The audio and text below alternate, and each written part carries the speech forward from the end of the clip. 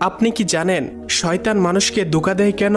তো আল্লাহ তাআলা যখন শয়তানকে জান্নাত থেকে বের করে দিলেন, তখন শয়তান আল্লাহ তাআলাকে বলল, আপনি এই মানবজাতির জন্য আমাকে জান্নাত থেকে বের করে দিলেন, আপনার ইজ্জতের কসম, আমি আজীবনকাল এই মানবজাতিকে ধোঁকা দিতেই থাকবো।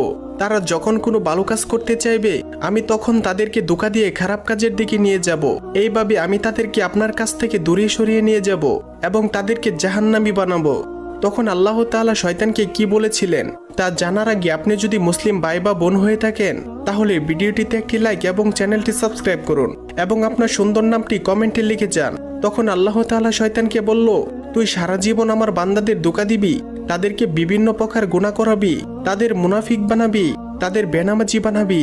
কিন্তু আমার বান্দারা যদি জীবনে একবার হলেও তাদের গুনাহের প্রতি অনুতপ্ত হয়ে আমি আল্লাহর কাছে 2 ফোঁটা চোখের পানি ফেলে ক্ষমা চায়, আমি আল্লাহ তাদের জীবনের সমস্ত গুনাহ মাফ করে দেব।